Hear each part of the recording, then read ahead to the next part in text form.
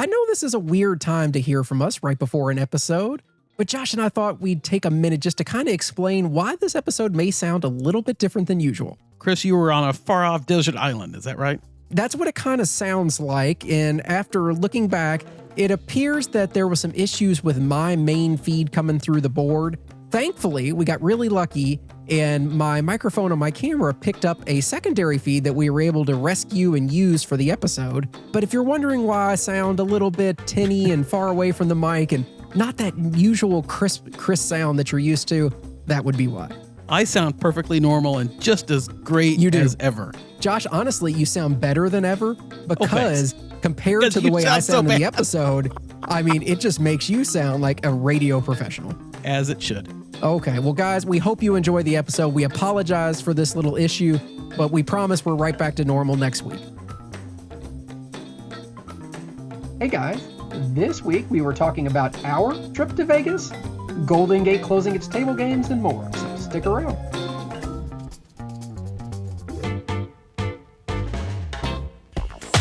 Welcome to the Crap Vegas podcast. Vegas, here we come. Vegas! Here are your hosts, Chris and Josh. Hello, everyone, and welcome to episode number 87 of the Crap Vegas podcast. I am Chris. He is Josh. Josh, what's going on? What's going on is I am Vegased out. I can imagine. I returned, so we're recording this on Monday, August 11th, and I returned from Vegas last night after 9 nights out of 12 days in Vegas, and I've officially decided that that's probably too much. It absolutely is. I even messaged Josh. I was like, how are you still functioning and happy? Like, I love Vegas. Don't get me wrong. Right. And I love being able to get out there.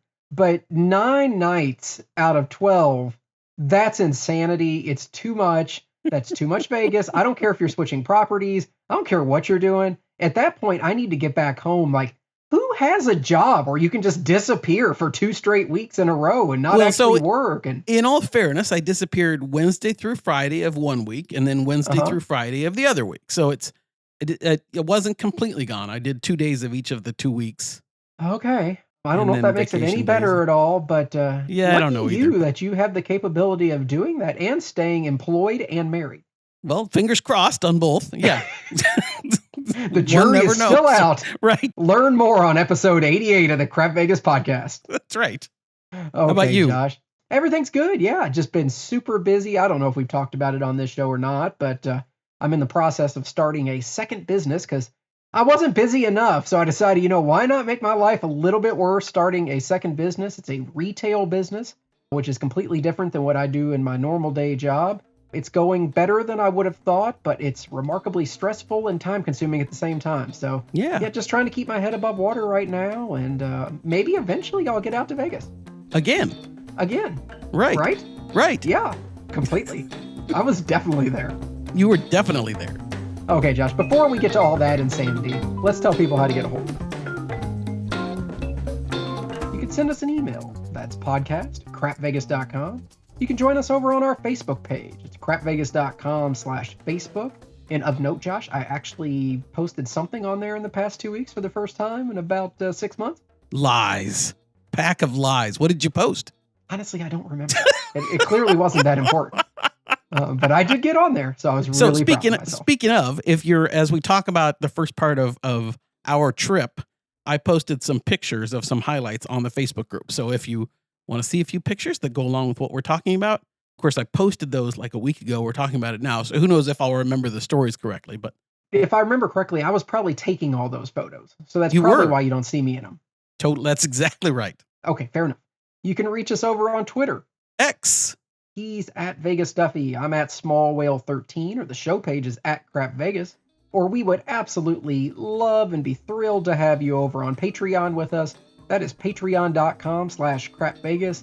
Yes, there is still a 1-week free trial for everybody. That's been a big hit. So hop on over there, check it out, see if you like what you get. If you don't, then cancel and we'll shame you on the next episode. That's right. But we really are proud of what we do over there. So appreciate you checking us out. Yeah, especially John. He's super proud of it. I'm extra proud, right? Previous episode feedback. We got an email from Robin over at Anytime Gambling talking about our discussion of etiquette last episode. Robin said, "Hi guys, great job with the podcast.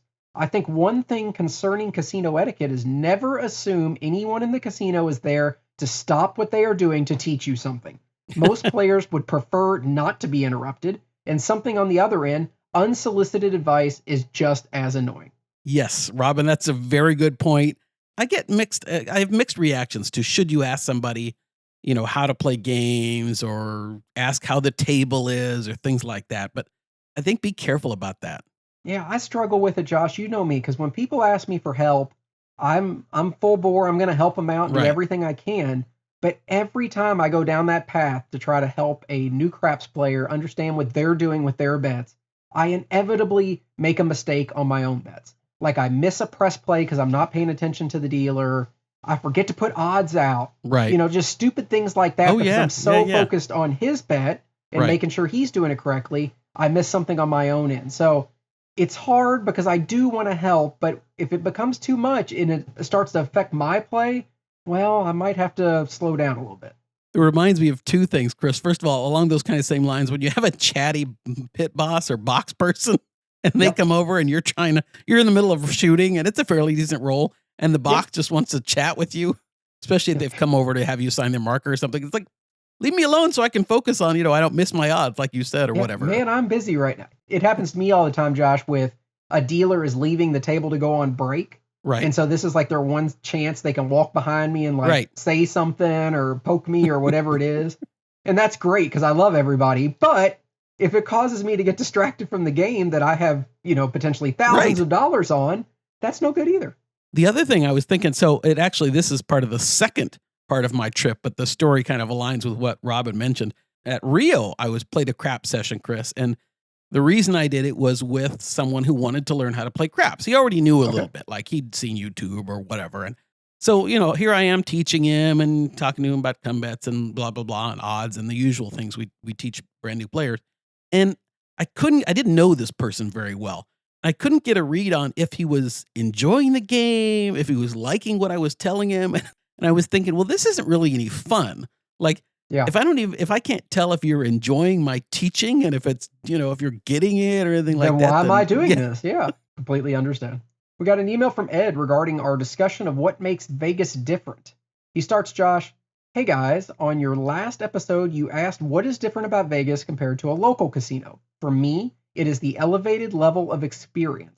The customer service level is way higher at Vegas than at local casinos. Checking in is a better experience, especially at the VIP tier status that some of us have, and the service staff really seems more top-notch. The dealers are way better trained and engaged." So Josh, he starts off by saying it's just pretty much the people and the experience are just far greater in Vegas than what you get locally. Thoughts? Yeah, I think Ed, that's a good observation. I think it rings true when you mentioned it about the seasoned dealers. I mean, I think that's a big difference. I mean, not all local, whether it's local Vegas or regional properties all over the country want to end up in Vegas, but it is kind of, I think, the dream destination for a lot of dealers. And sure. when you work your way up to the quality of dealers that are at Wynn and Bellagio and Venetian and so on, usually you're getting kind of really the cream of the crop. And there is a big difference. One thing I'll say, Josh, what really helps versus a local property for me, my locals dealers, I have some that are just tremendous. They could easily go to Vegas and fit in perfectly. You would never know Right. that they were a local dealer here. But there's also a handful of newer dealers that they cycle through consistently, or dealers because they're, in Vegas, if you're a craps dealer, you're a craps dealer. Pretty Right. much 24/7. Yeah. It's rare that you ever play a different game. But you get these people that do have to jump from game to game sometimes. And so I do have some dealers who are really good people and I really like them, Mm-hmm. but they're not used to having my level of play because most players at my local casino are nickel, $10, Right, $15 right. players. So all of a sudden, you get a payout that they just don't know. they can't quickly come up with. Yeah. Like $180 six. They're like, oh, what does that pay? I mean, the answer is 210. It's probably the easiest move because the I bet knew that you pay that. is usually my press move. But I mean, when you get stuff like that, they just panic a little bit. Right. And that really does not happen at higher level properties in Vegas. No, it doesn't. Ed continues, finally, the amount of raunchiness in Vegas beats the local casinos. Well, yeah. Beyond just streetwalkers and hustlers in the casino, but the levels that attendees go to dress up and go out. I mean, these days, beach parties, come on. Then the chance to see celebrities walking around or even gambling with you. I never expect any of that at a local casino, regardless of what is going on that day. Thanks for the podcast, Ed. Yeah, that's a really good point also. I mean, you have the dressing up part and all the, the nightclub wear and all the stuff that you see in Vegas. But I like the celebrity point. I mean, I hadn't thought of that. Yeah. You and I have gambled with celebrities or, different level of sports, coaches and whatnot many, many, many times in Vegas. And you rarely get that at locals joints. Yeah. I mean, it would be so weird if I walked into my local casino and Bill Belichick was there throwing dice or something. I mean, that's not something that's going to happen. But yeah, that does happen a lot more, especially when we're at Wynn. Yeah. You'll see a couple celebrities almost every time you go if you're looking hard enough. You may not recognize them, but somebody knows who they are and how special they are. Yeah, absolutely. And yeah, Josh, I think talking about like the clothing side of things, I didn't really consider it when we were talking about benefits of Vegas. It's so true. But I mean, it's 100% true. It is amazing how well people dress out in Vegas in many different ways. There's a lot to see, and I am not complaining at all. Yeah, I mean, I was out this past trip. I was out in the evening a little more than usual. And boy, the sights you see. Yeah, no, I agree with you 100%. Okay, we are both just back from a Vegas trip together. We sure are.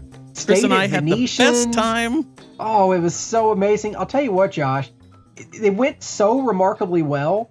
It's almost like I was never there. I didn't win time a flew penny. by. I didn't lose a penny. Time really flew by. The worst part, though, was I just didn't get to see anybody I wanted to see, but that happened. It does. No, we should say, so I got out there, I think it was Tuesday night.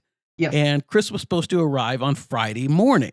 And I was going to get to see Chris. Yeah, early Friday morning. I was going to get to see Chris for almost all of Friday, and then part of Saturday, because I was leaving Saturday evening. Well, hold on. Okay. You say that, but I think you had actually only allocated me a few hours on Friday. I was not going to get any of your Saturday time because Josh has other friends now. He's got other activities. You were going to get, Chris let's is see. sliding down on that priority list now. I think you had agreed to dinner on Friday. So I was going to see because you I tried dinner. to get you to go to a show and you wouldn't go. Right, I couldn't. You had other things to do. So. Right, and then we, as long as you wanted to play video poker at the Palazzo Video Poker Bar, you would have had me Saturday for a while. As long as Chris wants to conform to Josh's will, he can see me. So I woke up Friday. Yeah, that's about right. So I woke up Friday morning, and I look at my phone. I'm in bed. I look at the phone to see who's texted me, and Chris is texting me at some ungodly hour. 4:00 in the morning. Yeah, I don't think I'm going to make it. It was not a good morning. I woke up nice and early. I had let's call it a 6:30 flight out of Louisville connecting in Atlanta. So I had to be up very early to get everything done that morning and get to the airport. You were up, I think, at 1:30 a.m. Vegas time. Like you had to get up at 4:30 your time, right? Yes. And I woke up, Josh, and I do what you always do on a travel day. I woke up. I had trouble sleeping the night before because I was so excited to get out there. I look at my phone, and I have like 27 text messages from Delta. Your flight has been delayed. Your flight has been delayed. Your flight has been canceled. You've been rebooked on this flight. It went on and on. And I guess I never got a complete explanation of what happened, but it appears that morning in Atlanta, between hearing from Joyce and a few others that are kind of, understanding Atlanta what's going on in that area, they had power outages and horrible weather and all this other stuff. And it led to the city of Atlanta's airport literally just falling apart for Delta. It's no good. And that's their hub, right? That is their main hub. I think there was like 45 flights that got canceled and another 90 that were delayed that morning. By the time they were able to rebook me on a flight to get out to Vegas, I was going to have to take 2 connections. And I would have got there Saturday morning, not Friday still, Saturday morning at like 11:30 in the morning after spending the night in like Denver or something. It was crazy. Yuck. It just wasn't going to work. I checked every other airline that day immediately. I looked on United. Couldn't get a flight out there because I guess everybody else was rebooking in different areas. Right. Couldn't get on United. Couldn't get on Southwest. They were sold out for the flight that day. It was a mess. And I hated it. But after going through, and then I started looking like maybe I could fly from Cincinnati Saturday morning and get there. And I tried everything. I just couldn't make it work. I felt horrible. I texted my host, Josh, I don't think she's very happy because she never even responded to me. Not like, really? Oh my gosh, I'm so sorry you couldn't make it. But she didn't respond. And my driver that was supposed to pick me up at the airport called me ready to pick me up when I was arriving. Oops. And I had to tell him, I was like, I emailed my host and text her and let her know, flight problems. I can't get out there. Oh, it's no problem. And then I got a cancellation email about 6 hours later, but never heard a peep. Huh. Well, she mentioned you when I talked to her on whatever it was, Sunday night, whenever I left Saturday. Grumbling under her voice and discontent? Yeah. I don't know. Something like that. I mean, I'm sure we'll get to that point at some point. But either way, Josh, horribly disappointed. I was absolutely looking forward. More so because you and I just haven't played together. No, we haven't. I was looking forward to it too. Forever. You've been out there a handful of times. I think I was there once without you. Right. But our paths haven't crossed at all this year, it feels like. This is probably the longest we've gone between playing together. Right. I mean, I saw you for an hour and a half, if that, at that, the trip where we both got Royals. That was about it. Yeah, I mean, I walked over to Venetian just to see you at the VP bar. But yeah, I mean, other than that, it's pretty sad. But so I don't have any great stories to tell from that weekend. My world kind of fell apart for those couple of days. But Josh, let's talk about your trip. You stayed at Venetian Palazzo. I'm sure you were on the Palazzo side, correct? I was, and as usual, I had the ESS room. Very happy about that. Of course you did. Do love that shower. Somebody else that I talked to, one of our listeners that met up with a few times, also had a room. I don't think he had the elliptical, but they did have the super shower. And he said it is as amazing as I have said. Just as good as you've marketed it? Yes. Okay. So you've been going to Venetian Palazzo for a while, Josh. You always ask for this ESS room. Have at any point you used the elliptical? As an exercise machine? No. Not for hanging clothing on. Oh, okay. Sometimes there's an extra towel on it. Okay. That's that closer. I may have, We're getting there. Okay, so Josh, tell me, what was going on this week? I have no idea what your plans were. What did it look like upon arrival? You didn't have any conventions or anything you were doing this week. This was just Vegas trip, was right? just a fun trip. It was supposed to be a Chris and Josh trip that kind of, no, it was also supposed to be. I mean, like a day, yeah. Yeah. Met up with, Marilyn, Eric, Boring Jack arrived, Tim from The Better Life, Stacy. I think it was a whole big group of people at one point or another that we connected. I got there Tuesday night and I just wanted to be kind of mellow. So I did room service. I knew it was kind of going to be the only chance I would have to eat, by myself in my room with the way the schedule was set up. So I wanted to get I was going to say a Wynn room service, but no, this is a Venetian room service meal. Not nearly at the same level, but what did you get this time? It's really not. I got the chicken tenders and the tomato soup because I've had those before. Yeah. And it's fine. They were actually, I think they were better chicken tenders than I remember, but we've said this before, but if you're kind of new to this show or anything, Venetian room service can be fairly okay depending on what you get and that kind of thing, but I wouldn't put it dramatically above other kind of, higher end-ish room services, but it's nowhere near Wynn room service. That still to me is... I think it's pretty much food quality-wise, it's right there with pretty much any MGM property. I think it's maybe a little above it depending on what you get, but yeah, I mean, it's not anything to... I wouldn't put it much above than Bellagio level or anything like that. It's just kind of, it's mid, as the kid would say nowadays. Yeah. It's not great. It's not terrible. The only thing that's really nice about it is they will still serve it on real plates and silverware, and they don't make you have a minimum dollar amount or anything like that. They actually give you the option where you can pick. Do you want it in a bag and get it 10, 15 minutes quicker? Do you want it on plate service and trays and all that stuff? And it takes a little bit longer, but I do like that they give you that option at least. I do too. And it was nice to have it. I'm glad I did it. I did find myself thinking, I could have just got something to go from the Grand Lux Cafe, or, something like that instead of the room service, but oh well. But so Wednesday morning, the first morning, did the, settled in at the bar. Let's see, we have first thing in the morning, we have Ruben, followed by Jen, followed by Ryan as the Palazzo high limit bartenders. Let me ask you just a random question, Josh. For the full time that you were there, what percentage of your stay would you say was at the Palazzo high limit bar? Well, less than you might think, as we'll talk about. A fair bit of it. I'm thinking 98%. So no. Most numbers are less than that. It would be, I'm going to say 50%, maybe less. I mean, that's 40. A lot, but yeah. Yeah. I mean, not counting sleep hours. I'm not counting sleep. Yeah. So of my waking hours, 40% at the Palazzo high limit bar. Well, you did play a lot more slots than I expected you to play. I played a fair bit of slots. I think mostly though it was, I would say 80% was VP and drinking. It was. Well, I mean, that makes sense. I'm not sure I've ever had this as much to drink as I did on this trip. I owe that largely to Boring Jack. I mean, that's understandable. And along those lines, talking about video poker, I know you had commented to me multiple times about the pay tables that you were able to find when you were kind of, strolling around. Well, yes and no. So at the so I'm still getting used to, I don't know if this is true with you, but I'm still getting used to looking for better pay tables on video poker and kind of Yeah. that being a thing I think about. Because really with craps, I don't think about that much. Craps tables pretty much pay the same. Yes, you can take You different. don't look at the field if it pays triple on two. No, and I don't 12 look at or that anything. because I don't play the field. I mean, yes, I'm aware of if there's Okay.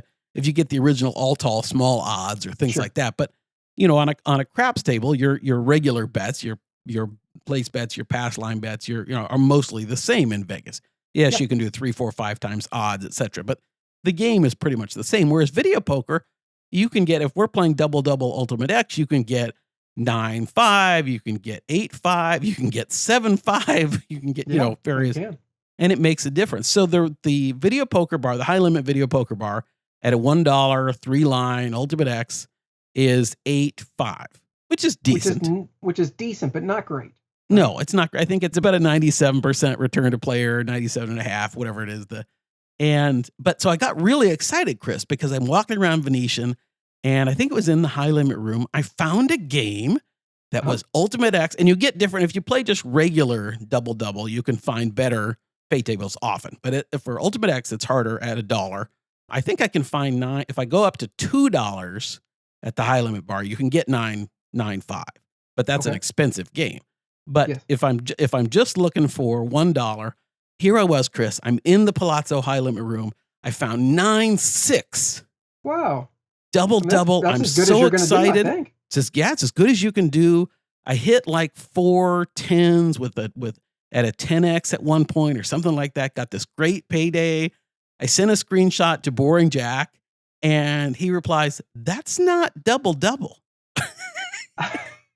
And You I were said, so "What?" drunk that you didn't even know? Well, I was so convinced that I was right. I went to the pay table screen. I took a screenshot of the pay table. I sent that to Jack, and he's like, "You're not playing double bonus poker. What were you You're playing? just playing double," I think is what it was. Okay. You were close, but no cigar. Here I was very excited that I thought I found this amazing pay table, this amazing machine, but no. But what I will say is kind of through this whole video poker journey that I'm on, that I think we're on, it is amazing the differences. Like, Mhm. I think Win in their high limit room, it's pretty easy to find a 9-5 double Ultimate X game, whereas it's harder at Venetian. Yeah. So it No, really, I think I noticed that as well. We Yeah. talked about their pay tables a little bit when we were playing there, both of us. yeah. So anyway, that was it's a kind of an interesting journey trying to find the better pay tables and then trying to decide if that's important. Most of the bar top games, you're not gonna unless you're gonna play $2 double Ultimate X. It's hard to find anything better than 8-5. No, that makes sense. Did you guys have any good meals that day worth mentioning on Wednesday? Let's see. We went to Lavo. Do you know where that is at Palazzo there? I think it's on I the know where it Palazzo is. I side. haven't eaten there. So we went there for dinner on Wednesday night, and I'm going to give it, what's the word you said? Amid? No, amid. Oh, it's mid? Yes, it's I'm mid? going to give it a mid. I was not honestly particularly impressed. It wasn't bad. I wasn't particularly impressed with our server. I thought the food was just kind of mid. So Yeah. I'm not going out of my way I'm not in any hurry to go back. Okay. Yeah. I mean, that's probably the first poor experience that we've had at Venetian Palazzo for dining. It was, but I had a really fun day Wednesday. Didn't play any dice on Wednesday. Wednesday was mostly just video Didn't play poker, any dice drinking. on and Thursday. Didn't play any dice on Friday. I did I'm play sensing a dice theme. on Friday. We'll get to Mhm. that. We'll I get would have to played it. with you. You would have won a fortune. I probably would have. So talk to me about Thursday, Josh. I think this is the day that Richard came into town. And I think the first thing I saw on social media that day was a picture of you and Richard in a gondola over at Venetian Palazzo, listening to a guy, just Singing soothe you with romantic. romantic ballads going down the waterway. How did that happen? So Thursday morning, did the usual, video poker, drinking. I'm playing, and Richard had planned to come over. Richard, this is Boondocks on Twitter, if you follow on Yes. Twitter. Richard was going to come over and say hello. We'd never met in person. Usually our trips somehow don't align. So he made the trip over he was at Aria. We're excited. Marilyn was there too. And Richard wanted to come over and meet both of us. So Richard came over, sat down at the video poker bar. I kind of taught him. He doesn't really play video poker. So I was teaching him a little bit. And I don't know if we had much luck. And then we did a group pull in slots, just the two of us, like you and I do. Yes. And put 2,500 each into Huff and even more Puff. Okay. And at $50 a spin. Okay. And Richard didn't have a Venetian card, so it was on my card. So we're doing $50 a spin through $5,000. It nothing. I mean, absolutely zero. And Richard, I will send you my Venmo if you want to send me 2,500. Next time I get out there, we'll do a group pull together too. Richard Chris will do better for you than I did. So we decided to just play some video poker for a while. I'm kind of mad because I think I had been losing on video poker, and then here I just gave $2,500 away. Yeah, and it's a bad feeling. So the good news is Richard decided to play some more slots at Venetian, and he was using my card. Oh, that was very nice of him. So he goes to one machine. I think it was one of the Mo Money ones. Uh-huh. He puts in whatever he puts in. He does a spin. He immediately hits a hand pay for like $7,000. I'm like, well, why weren't you doing this when we had the group pull? See, I'm thinking of it from the other perspective. He's playing on your card, just hit a jackpot, and now everything's all messed up. Oh yeah, that happened too. We kind of worked our way through it at one point. But the nice thing was he played on my card for a while with some $100 spins and $50 spins and 75, so that part was good. But at one point he hit a jackpot and I was playing on I think I was playing video poker. So I'm playing on a video poker machine. He's playing with my card on a different machine. I have a card, and they came out and said, they kind of started asking questions, and they said, it's fine if you're like standing right next to him. But if you're actually at a separate machine, we have we have to use his personal information, all that stuff. So he ended up getting W-2s and stuff from that point on. And okay. So Richard headed off, but he wanted to go. He really wanted us, Chris, to ride the gondolas to kind of troll you, because you and I are supposed to take the gondolas together. I've been taking shots at Chris. I know. And I kind of wasn't super excited about riding the gondolas. And Richard texted me. I'm sure you were extremely drunk at this point. No, I don't know if I was too drunk yet. So Richard texted me and he said, they have I know. So we had lunch plans at a particular time, and I didn't know if there was going to be time. And Richard texts me and says, there's room at the gondolas, come now. And I said, how important is this to you? That's Josh's way of saying, I really don't want to do this, but if you force me, I will. That's right. And Richard said, very important. So I went and Marilyn went too. And so Richard and I got in the gondola, and we used my diamond status to get, the free gondola. Free gondola thing.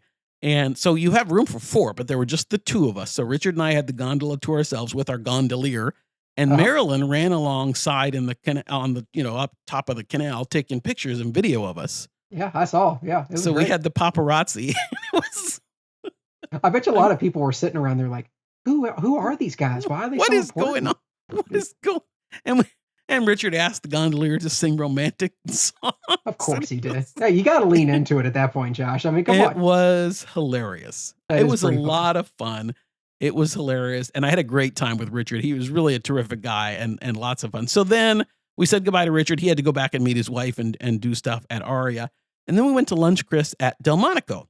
I was going to say, this is the most jealous I was the whole time that you were there, because you know weren't how much jealous I of the love gondola? Delmonico. No, Delmonico, Josh. The Delmonico part. So I won't go into Delmonico too much, other than to say we had more lunch food, like I had a burger and that kind of stuff. Maybe, I don't remember this from last time I had lunch at Delmonico, but this time I would say maybe the best burger I've had, at least in Vegas, like a really good burger for lunch at Delmonico. I mean, their food is just always so solid. I could literally just go get a burger, some of the potato croquettes that we could share, and then a nice piece of the banana pie. Yes, some people had the banana pie. In fact, 3 people had the banana cream pie, and I had ice cream. You're missing out, Josh. It's the best thing to have. Yep. One other thing I wanted to mention before we talk about Boring Jack's arrival, Chris, is you probably know this if you follow Vegas social media anywhere, but Venetian got rid of, at least temporarily, its love sign. Yes, I saw that. I was shocked to see it gone. It's weird. So we were there actually as they were making the switch. So they picked up the love letters, and the floor was kind of, marked in dirt with Oh, where I'm the sure, yeah, where the where they letters used had to be, been. yeah. Yeah, exactly. So they had to spend a long time cleaning the floor, and so they put up a big, huge Wizard of Oz thing for the Sphere Yeah. show, and it's really cool, but it just looks weird without the Yeah, love change is letters hard. there. It Yeah. is. So Boring Jack arrived on Thursday evening, and he had Mhm. already had his pre-mixed cocktails where he brings his special cocktail mix on the plane. You know what I'm talking about, don't you? The I've syringes. yeah, I've heard about this before. I You don't can encourage listen this kind of behavior, but I've heard about it. if you want to hear more about Boring Jack cocktails, you can listen to their new podcast, Andy Yes. at the Shandy. But anyway, Jack arrived, Chris, and the first thing he wanted to do, and I had been pre-warned about this, was take me over to Resort. Well, he didn't want to take me. He wanted to go play video poker over at Resorts World to use his free play. And He wanted because to it hold your was hand and walk down the street to it. exactly. So this was the 31st, I think. So he could double dip on his free play. He could get he could get July's free play and then the next day, August free play at Gotcha. Resorts World because you don't have to stay there. So I said, I'll go too. I was excited about this. And I want to tell you, so I'll kind of fast cut to the chase a little bit. I ended up going to the Resorts World High Limit Video Poker Bar 3 times, Thursday, Friday, and Saturday. Are we talking about the high limit bar? That's where the tables are in the big open area? Yes. Yeah. Bars on your right side as you come in, table straight ahead of you. Yep. I mean, I played in that space 100 times back when they first opened. I never Right. actually hung out at the bar, though. So really nice bartenders and a bar back. I mean, they've always got 2 bartenders, really chatty, really friendly. I have to say, I really enjoyed the experience. I kind of low played, but I wasn't, I didn't, but I also had $125 in free play, which Oh, was that's cool. nice. Yeah. And I got it the next day too. So I did the same thing as Jack, which was Not kind of required to be staying there. You could still not redeem it. required to be staying there. And, I haven't even played there in forever. So that was kind of cool. I was excited about that. That is nice. Had a really good time. And if Resorts World were more generous with their room offers and all that kind of stuff, I could see myself giving it more of a shot. I couldn't. That's Good for I know, you, though, yeah. Josh. But no, I mean, since moving up, becoming more of a video poker fan, I could see myself I got liking it more there if they would take a little better care of me. So we'll see. Could happen at some point. Who knows? You never know, Josh. So a couple other things that are worth mentioning. Spent a fair bit of time at when the Palazzo High Limit Video Poker Bar was full, or first thing in the morning. Boring Jack kind of gravitated to the Bar Luca at Okay. Palazzo. That center Yep. bar at Palazzo, and I had gone there once before, I think with Marilyn, and wasn't particularly impressed because they had the old video poker machines. And what I learned is that it's kind of a U-shaped video poker bar, and one side of the U, they have the newer machines that have the Ultimate X Oh, we like interesting. and that kind of thing. So Okay. you can get a similar experience to the high limit bar at Bar Luca if you sit on the right side. Drink quality just as good or not as good as a high limit Not bar? quite as good, but fine. And I don't have a great palate for that. I mean, you can make a pink lemon drop with just about any kind of vodka, and I won't know the difference. But I mean, will they give you a fancy bottle of water there? I didn't check. You don't get the Voss water like you do. Yeah, with that's the- what I'm saying. They probably just Yeah. give you a Venetian bottle of water there. I'm sure that's the case. But anyway, That's it's important to fine. me. One of the fun things, if you want to be social, one of the drawbacks, we've talked about it before, to the the Palazzo High Limit Bar is the machines are really spread out. They are. They're Every other really seat. spread out. Yeah.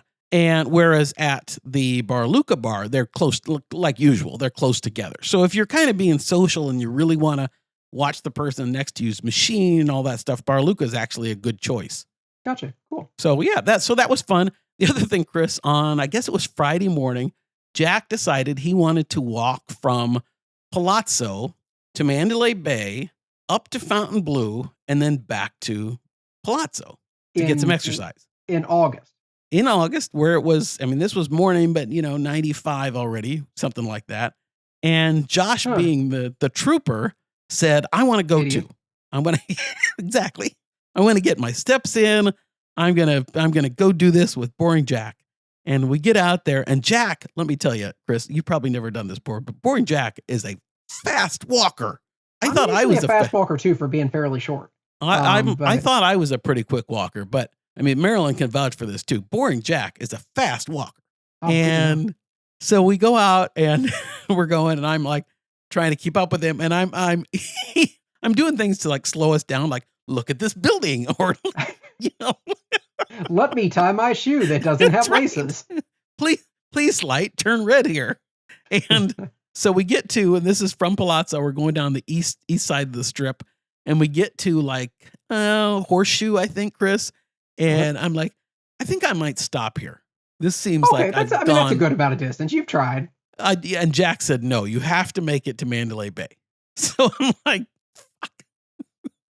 that's what I would be saying. But then again, I never would be dumb enough to walk outside to think this is a good idea either.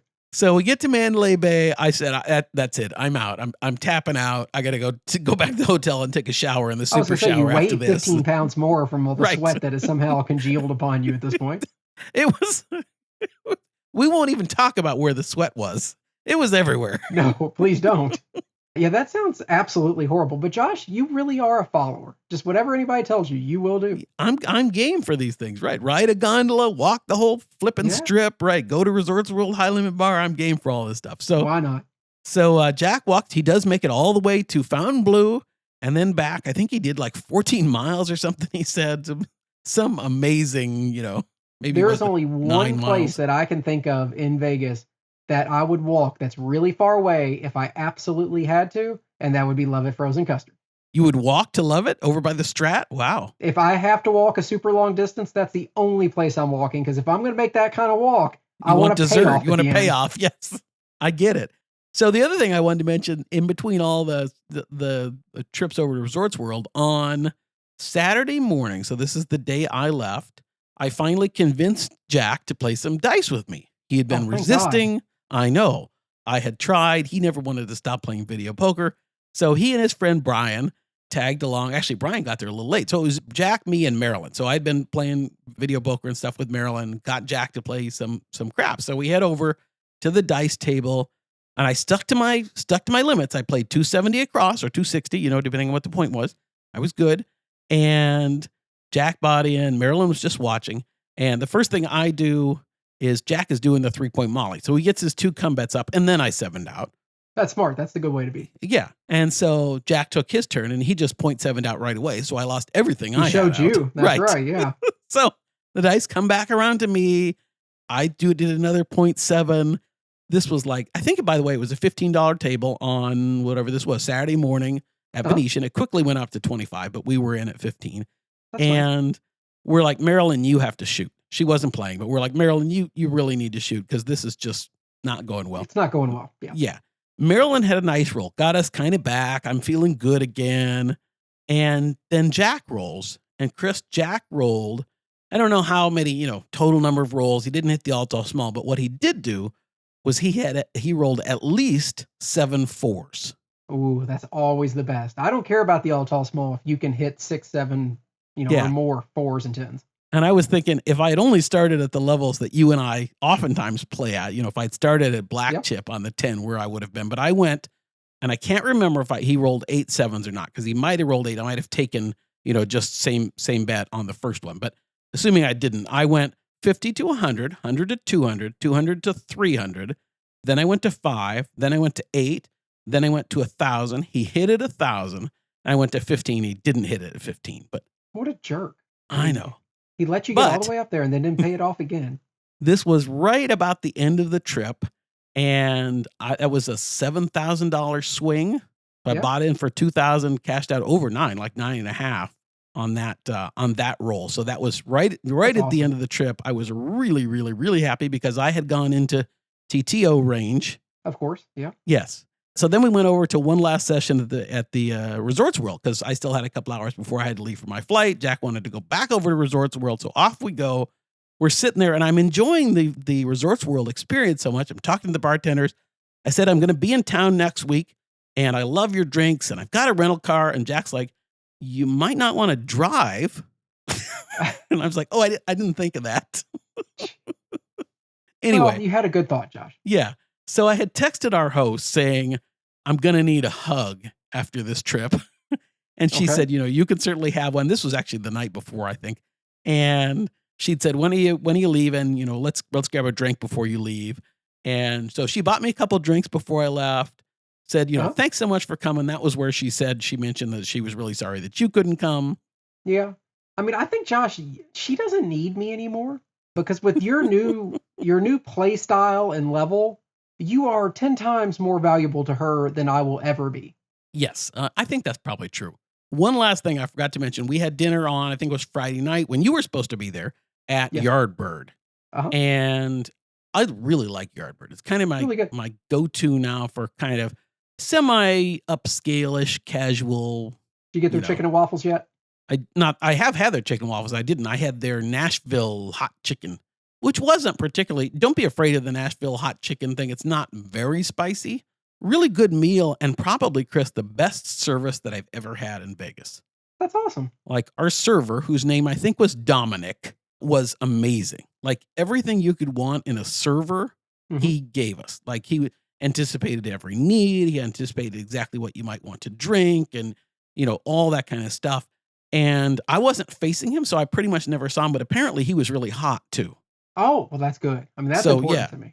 I couldn't have picked him out in a lineup, but everybody was raving about him. Tim from The Better Life joined us. So this was me, Marilyn, Boring Jack, Eric and Stacy, and Tim from The Better Life joined us. And everybody agreed that Dominic was hot, except I never saw him. Okay. Well, that's so good to know. I missed next my time chance. you go to Yardbird, if you see Dominic, let us know. Exactly. Right. But great service. Anyway, I think that wraps up the trip. Really sorry that you couldn't be there. Missed you a lot, but did have a great time. Didn't hit any royals, but that craps roll was really a lifesaver. No, it sounds like that was a pretty awesome way to end the trip. Yeah, and I wouldn't be surprised if my offers go up. It's hard to tell where my offers will go, but since I needed a TTO, I would expect my offers to go up. Maybe they'll even top yours. Well, you're already ahead of me. I think that they will absolutely go up. You've been heading up, nonstop now for the past year or so that I know you. That being said, though, Josh, before we get completely off the Venetian topic. Oh, I know where you're going. I mean, we do have to mention the whole random Venetian sends out an offer with $5,000 of free play and 2 tickets to this big fight and everything else. Yes. Josh, I don't think it's legit. I think this is a win situation where they sent it to the wrong people, because there was a lot of people when I put that on Twitter that responded saying they got the exact same offer. Is it still there today? Yeah. But it feels like this is another Win big fuck up, and now they don't know what to do. And unlike our host at Win that just said, you can't come, we didn't mean to send it, I think they're just waiting and seeing what happens. I'm very curious. So this is an offer that is effectively double what Chris and I usually get in free play, give or take a little bit. Almost, but it's an enormous offer for free play for us. And Chris got it, and I hadn't received it yet. I was really curious about whether or not I would. And then 10 or 15 minutes later, it showed up on my app. The exact same offer. I mean, same offer. Chris and I are usually a little teeny bit different, and it's the exact same offer. And then Chris posted on Twitter, and we heard from several other people that got the exact same offer. So yeah, I'm really curious about what's, maybe the fight is somehow, giving them money to encourage their top players to come, or, I'm curious. It could be the case. Believe me, Josh, it was enough of an offer where I was like, oh, okay, what am I doing this weekend? Can I figure out a way to get out there? Right. Unfortunately, I thought I could until I was talking to one of my daughters that day, and I mentioned the date and that I was considering it. And she said, you can't do that. And I said, why? And she said, because you already committed to taking me and my friend to a Conan Gray concert. I don't know who Conan Gray is. I was going to ask you. I don't know who Conan Gray is either. But it was one of her birthday presents. I agreed to take her and her best friend to this concert. It happens to be the 13th, which is, I guess, the day of the fight that weekend. So yeah, I can't do it. But believe me, if it was any other time, if you're really going to offer me $5,000, I feel like I almost have to come. Yeah, I can't do it. Unfortunately, I can't do it. But it's a huge offer. I can't wait to hear from somebody that got the offer though and got declined, because then you'll feel the exact same way that I did over at Win. Right? We'd love to know. But Josh, after the break, we're going to answer a couple listener questions and spin the big wheels. Stick around. Josh, Zorkfest 2025, tell me all about it. Well, I've been told it's just the right amount of loyalty and comps. Did you know that? Just the tip. Just the tip. Just the perfect right amount. That's right. Anyway, Zorkfest is coming up. It's going to be at the M Resort this year, which I'm super excited to go to. I've never been to M, so I'm excited to stay there, play there. It's going to be December 5th through the 7th, 2025. Really fun weekend. One thing I did want to mention, there's still some tickets available for Coffee Dice, which I believe is going to be Sunday morning. So get your tickets.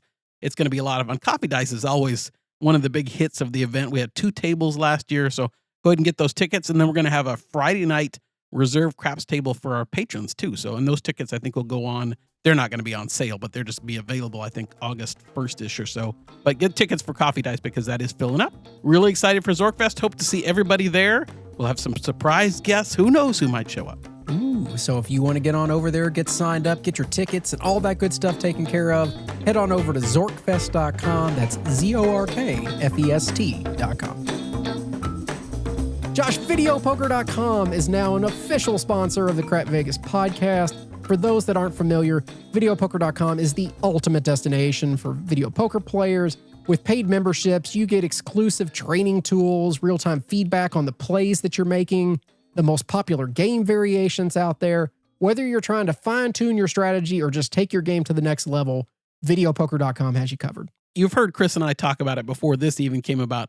We love it for training. I mean, Absolutely. I'm on it almost every day trying to train myself on stupid Ultimate X. I have been too recently. Exactly. It's really cool because it will tell you, like, you've made the right decision on 87 out of 100 hands. Right. And it tells you exactly what you should have done if you make a mistake when you're making your choices. It keeps all that information historically for you so you can kind of go back and see how things are going. Josh, it's just a really good tool if you're going to be a serious video poker player. And as I start to get into it more, I feel like if I'm going to do this, it's like blackjack basic strategy. I need to know the best plays so I can eliminate the house edge as much as possible. That is exactly right. I've been doing it almost nonstop on 3-line Ultimate X, and you can choose when you're going in and configuring your games. You can say, I want to play Ultimate X, I want to play double. I'm playing in a machine that's going to give me 9-5 or 8-5 you can or choose whatever the it pay is. table that you Right, want. all that stuff. Yeah, you can choose all that stuff. It is 100% customizable once you get into the paid higher levels of the plans. And even if you don't want to pay for it, I understand that. They have a free membership. You got to watch a couple ads before you get into the game. Still worthwhile doing at the beginning, and maybe you'll see, okay, this is something I like, so I want to upgrade. But either way, if you're ready to play over there, we'd love for you to go over to crapvegas.com/poker to get signed up. Listener questions, Josh. We have more than one email asking about Golden Gate's sudden closing of all their table games by the end of the month. And before we get to one of those questions, I feel like we should give a little bit of background on this situation. Yes, absolutely. And Chris and I have raved. Well, I don't know, more me than Chris probably have raved, right? But over the years about Golden Gate and kind of the experience, the craps tables and the dancing dealers. And I mean, I remember like way on, several 5-10 years ago, going to Golden Gate and just remembering those dealers as being the craps dealers specifically as being really distinctive. They have the hats, they have that whole motif theme thing going. And it's been a fun place to go and play table games. I mean, it's horrible from a craps perspective because they have the absolute worst tables in the world. That's true. I mean, now they just had a table, but they're ridiculously bouncy. The dice don't stay on the table. They're about 700 feet long. That's right. It's just, it doesn't work very well. But really hard for those DI people. Oh, yeah, absolutely. The KCSs. Yeah, watch out for those guys. But you're right, Josh. It is an iconic place to kind of play, and people enjoy it there a lot. It's tiny. It's ridiculously loud. Usually a party scene. So all that being said, the table games area at Golden Gate shrunk a couple times after COVID. You would see random posts of, this pit got smaller, this pit disappeared, including when they removed their second craps table. What was that, Josh? Probably about 9 months ago? It wasn't that, maybe 9, something like that. Not that long. Not that long ago. They only had 2 craps tables. They were back to back there, and they removed one of them. And I know a lot of people were upset about that. And you got to keep in mind with Golden Gate, there's nothing else drawing you there. They have a very rinkety small hotel that is absolutely nothing special. There's no amenities. And more importantly, restaurant closed several years ago. 8 years ago, that restaurant's been closed. So they haven't had food on property in 8 years. I don't know how you even stay at a place that doesn't. Yes, you can walk across to multiple other casinos and get it. But Josh, that's like saying Venetian has no restaurants and you have to walk to Palazzo to eat. Yeah. I mean, that's just, it's a pain in the butt. We even talked one time about Circa potentially cannibalizing a lot of the Golden Gate guests when Circa opened. I do think that's a lot of what's been happening. It seems like they're trying to cut their expenses way down and shift a lot of that burden over to their main properties. Yeah. And I'm taking a guess, this has nothing to do with the question, But I'm taking a guess and saying they're going to look to sell this property in the next couple years. That's a really good question. It doesn't sound like it from what I read with Derek Stevens talking about this. Like they had a statement that they said, some big grand electronic gaming experience is coming. It's going to be the table same games, and It's going to be the same electronic table games that everybody else has. It's not going to be anything different at all. And let's face it, Josh, that space is not very big where the tables are. I mean, how much can you really put in there? If they do stadium gaming, it can only be like 4 chairs wide because there's just not enough space. It's not a big space. So yeah, I'm with you. I don't see anything like revolutionizing coming there. No. Now, at the same time, I get it. And I thought it was worth mentioning John Mahaffey's, if that's how you pronounce his last name, Vegas Advantages article on breaking down the economics of live table games, which just came out in the last couple of days. I think he wrote that in relation to this story. But the way he breaks it down, these low limit craps games and blackjack and so on, there's not a lot of money to be made. So I kind of understand it from an economic standpoint. But just from a pure Vegas history standpoint, it's sad to see it go. And it feeds into, sorry to keep talking, but it feeds into, Chris, what we've talked about several times last time on the Patreon show, and then we did our nostalgia show recently. It kind of feeds into some of the things that are fun about Vegas that have left. Yeah, I mean, in this case, craps truly is probably a loss leader for Golden Gate. Right. I don't think they're making a ton of money on that table. Craps is by far the most expensive table game to run. You got to have 4 dealers. I mean, there's just a lot going on when it comes to that. But it feels like something that should be offered. If you're going to have table games, you need to have at least a single craps table, even if you do what local properties do sometimes and open half of a table. Right. If that's what you have to do, that's what you have to do. We got a question from listener Tony, Josh. Tony said, is Golden Gate's move a coming attraction or just a one-off change in the landscape of downtown Vegas? I think it might be a coming attraction for a lot of, we'll see. We'll see what Golden Gate does and whether or not it's successful and what Derek and his team want to do. But I wouldn't be surprised if you start to see live table games disappearing from a lot of lower level properties, be they downtown or wherever. We all know it's kind of, it's slot machines particularly, but even stadium gaming have encroached upon live table games almost everywhere. Even, I went through Paris recently and Horseshoe, and you see it there too. It's the, the encroachment of slot machines, the encroachment of electronic table games. So we'll see. But I could see a lot of downtown properties going that way. I absolutely could too. And it kind of unfortunately makes sense by taking away the few table games they had at Golden Gate and just shifting them over to Circa. They're right across the street from one another. It's an easy walk. You don't need to have them back to back like that. But you do look at the overall trend of table games in Vegas. And last I saw, there's 15 or 20 properties less of table games in Vegas than there used to be 3-4 years ago. The number is shrinking pretty rapidly. So, yeah, I kind of agree with you. I do think this is a coming attraction. And it wouldn't shock me if we look back 10 years from now and say only properties that are like mid-level or higher offer table games now. Right. Like all the Excaliburs and Luxors, eventually table games are gone from those places. You have to get up to like Park MGM level to get your first tables. Yeah. It's not going to affect anything at Wynn or Venetian Palazzo or anything like that. They're never going to lose table games. That's just not going to happen. But at the lower level properties where they only get the $5 and the $10 players, I get it that it's hard to make money. Yeah. And I think also you see the demographic of younger people wanting to play more of the electronic games. So that's also Screw a factor. You younger people, ruining it for all of us. Well, now, I like to play the electronic games too. Look at you. Let's take one more question before we wrap up here, Josh. Got an email from Amber. Amber said, what is up, my Vegas podcaster friends? If you had to predict what the next strip casino to close or be sold, what would be on top of your list? Feels like we have too many properties and not enough people anymore. Also, do you think Wynn will ever build across the street on their open lot? Thanks for a great show, Amber. I don't see Wynn building. I could see them selling the property and perhaps somebody else building, but I don't see Wynn really building across the street. I don't either.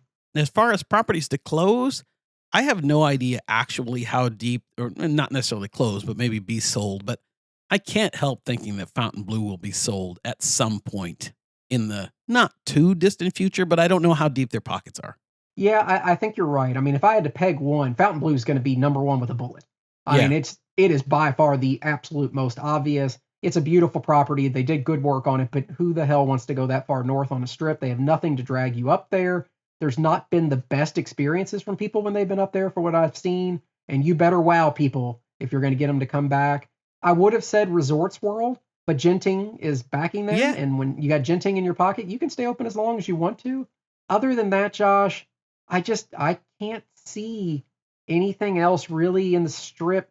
I mean, maybe if you want to count places like Strat, maybe one of those, Sahara, you could get a random closure. But if you're Sale and yeah. I mean, are you noticing a trend here though? It's North Strip. That's the problem. As far as Resorts World, Chris, I mean, when I was over there with Boring Jack, I thought it was actually fairly busy. Like it felt busy to me. It didn't feel dead like I have felt at Fountain Blue sometimes, for what it's worth. I mean, for that one data point out of million, that's 3 data good points. Information. Right. Yeah, 3. Nice. 3 data points. 3 times more valuable. Okay, Josh, let's keep it going. Patreon, that's patreon.com/crapvegas. What do we have new over there? So our last CVP show was the Vegas downfall with a question mark. So is Vegas actually in a downfall? Is it in a downturn? We kind of looked at some data, did some our own kind of observations and talking about whether or not Vegas is in we all know it's declined. Visitorship has declined. The stats show that. We kind of know some of the reasons, but Chris and I dove into that a little bit, got some perspective from listeners and patrons and talked about that. So a really fun show. We've also done a couple CV TV shows recently while we were traveling. We had a couple of those in the bank. And who knows what's coming up on the next CVP show, but ooh, it's almost earnings call time, Josh. I do know it that. is. A big thank you to those that signed up the past couple of weeks. That is Sarah B, Alex R with a KCS membership, Michael A with a KCS membership, and Miguel R with an annual KCS membership. So thank you to everybody that signed up the past couple of weeks. And Josh, I know you wanted to shout out about fantasy football. I did. I also want to say thanks to Alex, Michael, and Miguel. I didn't get a chance to say thank you as Chris was reading your name. So we always appreciate the support of our KCS patrons. It means a lot to us. All of our patrons, your support means a lot to us, and we appreciate it. And yes, we are going to have the CV FFL second annual Fantasy Football Leagues coming up shortly. I have announcements to make. I haven't had a chance to make any announcements about when our draft is going to be and all that kind of stuff, but we'll have that. I'll put that out on Patreon for our patrons coming up within the next few days or so. We'll get everything set and figure out if we're going to have maybe 3 leagues this year. Listener Zach has suggested doing some sort of guillotine league. I don't even know what that means, so I have to look at what that is, but I know we're going to be busy with it, and I put a lot of time and effort into my picks and stuff, Josh. I mean, I know you know that about me. I'm very diligent when it comes to fantasy football. And people always ask me if we're going to do the Survivor contest again. Absolutely. We do that every year. It's free for all of our patrons. We always have some fun prizes with that. So as we get close to the start of the season, you'll see a post about the NFL Survivor contest free for our patrons. Perfect. Upcoming trips, Josh? I mean, you pretty much live there now. Are you going to be back in a couple of days, next week? What's the plan? I have nothing for, there's potentially an October trip, potentially a November trip. I've got to do some recovery before I commit to anything. How about you? Okay, that seems fair. Like I said, I am doing my best to find a weekend to get out there. I actually considered trying to sneak out this weekend, and I don't think I can plan quick enough to make it work and get everything arranged and all that stuff. So as of now, Josh, my goal, and this may absolutely change, my goal is to get out there Labor Day weekend for a couple days. Oh, okay. Well, I hope you do. I don't know if that's going to happen. If it does happen, it will be at Win. Okay, there we go. Got to get your black status. That I do. That's very important. Friendly reminder, subscribe and leave a review on your favorite podcasting app and to visit our merch store. That's crapvegas.com/shop. Josh, it's time for the wheel. I am so excited about it. So why don't we go ahead and give it a spin? You always are excited about it. Let's give it a spin. See what happens. It's time to spin the Crap Vegas Big Wheel. Are you ready? You ready? I'm Josh, so ready. I've been spin thinking the about it wheel. all day. I was writing down potential suggestions of what it might be. Well, let's see what it might be. Oh, Chris, did you hear that Golden Gate is getting rid of all its table games? No, I hadn't heard that, Josh. Good to hear. That's the story that came up on the wheel. We better spin again since we talked about that. Okay, try again. Chris, did you see, we talked a few months ago or so on the wheel. Batista's came up. You remember that? I do remember It they was were going to do a closing. remodel, right? Yeah, they were closing for the month of June for a remodel. Well, I just read today they're still closed. They're working on it. They'll be open soon. Apparently their manager is mad that the repairs are taking longer. But interestingly enough, Chris, as I was looking at this story, did you know that Caesars owned Batista's for a while? I had no idea. No. I know. They owned it from 2005 up until 2 years ago. Huh. No, I never would have thought about that ever. Me either. That would like blew my mind. So the current owner bought it 2 years ago to save it because Caesars was going to close it. So he bought the Stage Door casino right next door to Batista's. And I guess they're both closed right now. So hopefully they'll open up soon, but that's a little update to a previous wheel spin. Oh, good to know. Anything else Should we on give the it- wheel this week, Josh? Well, we better give it one more since we had the repeat.